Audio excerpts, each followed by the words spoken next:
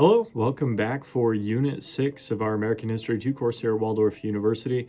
As we get into Unit 6, nothing too crazy here. We're getting into the Cold War, especially that early Cold War period as we come out of World War II. And you got a couple of things to do this week as usual. First, we've got our discussion board, and over on the Unit 6 discussion board, we're talking about American policies during the U.S. Cold War up to 1960. So one of the things that sometimes trips people up here is they think about the Cold War after 1960. So Kennedy's elected president in 1960.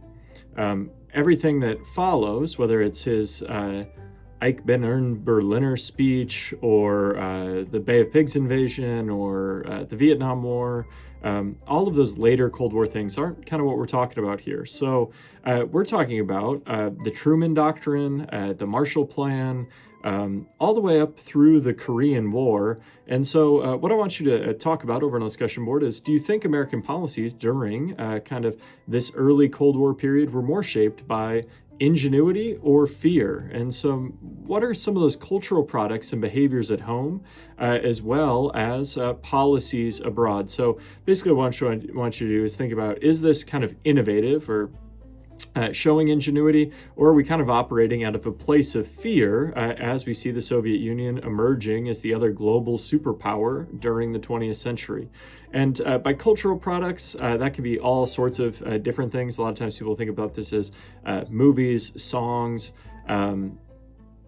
novels, other things that might go into that. You can also talk about behaviors, and you can talk about policy. So it gives you a few different things to play around with there.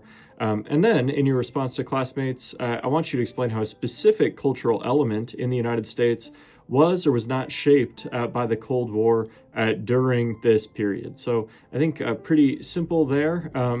If you do got questions on what some of that stuff looks like, feel free to reach out.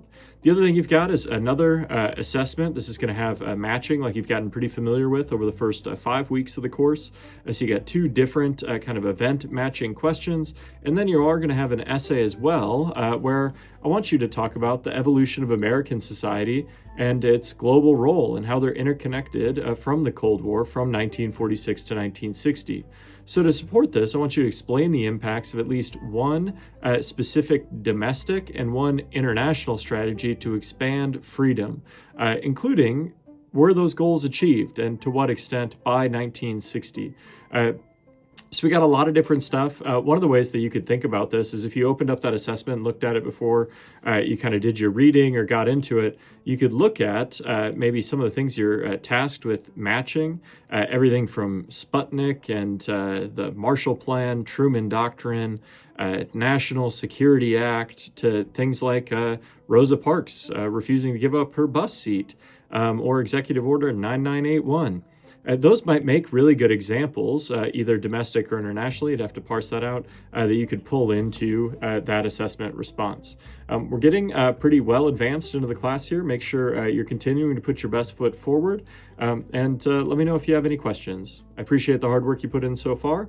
Good luck this week.